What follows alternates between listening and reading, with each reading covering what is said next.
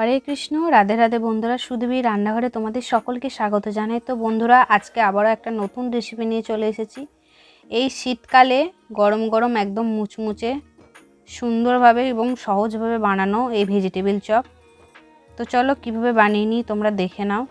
প্রথমে আমি নিয়ে নিয়েছি দুটো আলু, সেদ্ধ করে নিয়েছি আলুগুলোকে। তো এবারে দিকে আমি মশলাগুলো তৈরি করে নিচ্ছি।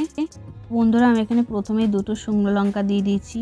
তারপর শুকনো লঙ্কাগুলো একটু ভেজে নিলাম। তারপর দিয়ে দিলাম এখানে গরম মশলা, দারচিনি, লবঙ্গ আর এলাচ নেড়ে নিলাম একটু। তারপর দিয়ে দিলাম ধনে মশলা। তো এইভাবে সবগুলো নেড়ে নিলাম একটু। তারপর দিয়ে দিলাম জিরে। সবগুলো একসাথে এইভাবে হালকা আমি নেড়ে চেড়ে নিচ্ছি। তারপর এই মশলাগুলোর সাথে তারপর এই যে দিলাম, তারপর দিয়ে দিলাম তেজপাতা। এগুলোকে সব একসাথে এইভাবে ভেজে নেব। দিয়ে এবার মশলাগুলোকে আমি গুঁড়ো করে নেব। ধরো এবার আমি কড়াতে তেল দিয়ে দিয়েছি। তো এখানে আমি ফোড়ন হিসেবে জিরে দিলাম। তো কী সবজি নিয়েছি বলে দিচ্ছি তোমাদের। আদা কুচিয়ে নিয়েছি, গাজর কুচিয়ে নিয়েছি, আর এদিকে বিট কুচিয়ে নিয়েছি, আর কাঁচা লঙ্কা কুচিয়ে নিয়েছি। তো এবার আমি তেলের মধ্যে প্রথমে আদা দিয়ে দিলাম। তো তার সাথে আমি দিয়ে দিলাম কাঁচা লঙ্কা কুচি।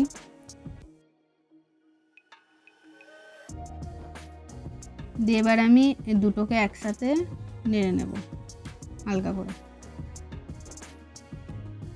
এবার আমি এক এক করে অন্য সবজিগুলোও দিয়ে দেবো। এবার আমি দিয়ে দিলাম বিটটা, তারপর দিয়ে দিলাম গাজরটাও।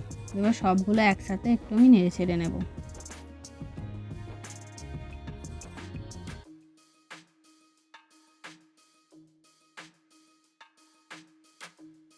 তবে সব সবজিগুলো একসাথে নাড়াচাড়ার পর আমি দিয়ে দিলাম স্বাদ মতো নুন।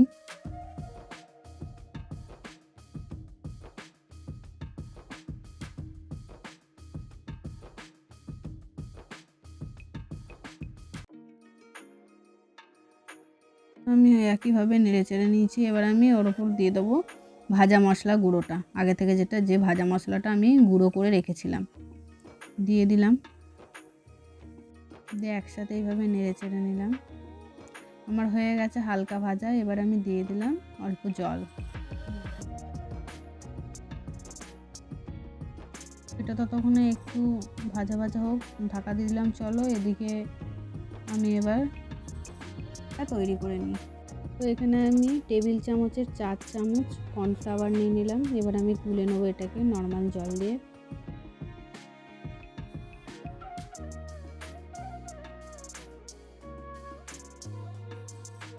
তো বন্ধুরা, আমার এদিকে ব্যাটারটা তৈরি হয়ে গেছে। চলো ওদিকে দেখি সবজিগুলো কতদূর কিরম কি সেদ্ধ হলো।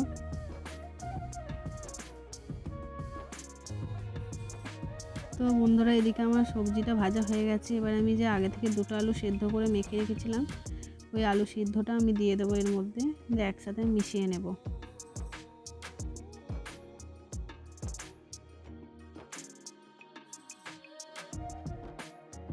বন্ধুরা, আমার সবগুলো আলুর সাথে সবজিগুলো মেশানো হয়ে গেছে। এবার আমি একটা প্লেটে তুলে নেব, দিয়ে ঠান্ডা করে নেব।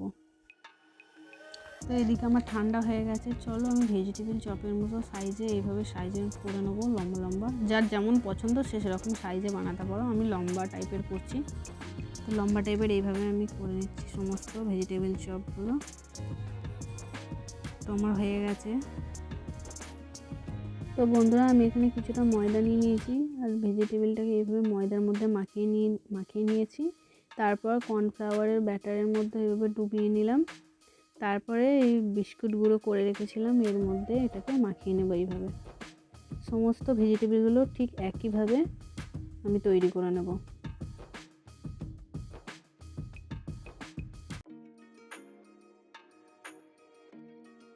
ভেজিটেবিলগুলো একদম ভাজার জন্য রেডি হয়ে গেছে আমার। তো এখানে কড়াতে আমি আগে থেকে তেল গরম করে নিয়েছি। তো এবার আমি এক এক করে ভেজিটেবিলগুলো ভেজে নেব।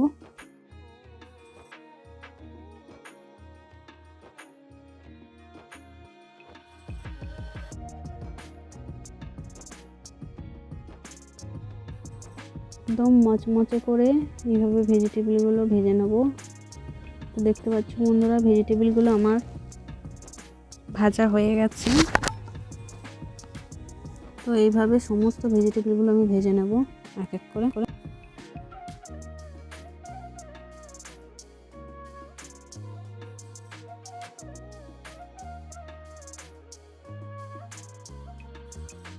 তো বন্ধুরা আমার সব ভেজিটেবিল চপগুলো দেখো বানানো হয়ে গেছে। এবার আমি এইভাবে সুন্দর করে প্লেটে সাজিয়ে নিয়েছি শসা, টমেটো এবং ধনেপাতা দিয়ে। তোমরা চাইলে এখানে সসের সাথেও খেতে পারো, হ্যাঁ। তো সন্ধ্যের বেলায় চায়ের সাথেও খেতে পারো, খুব ভালো লাগবে। এবং কোনো আত্মীয় এলে তাদেরকেও এইভাবে সন্ধ্যাবেলা টিফিনে দিতে পারো, খুব ভালো লাগবে।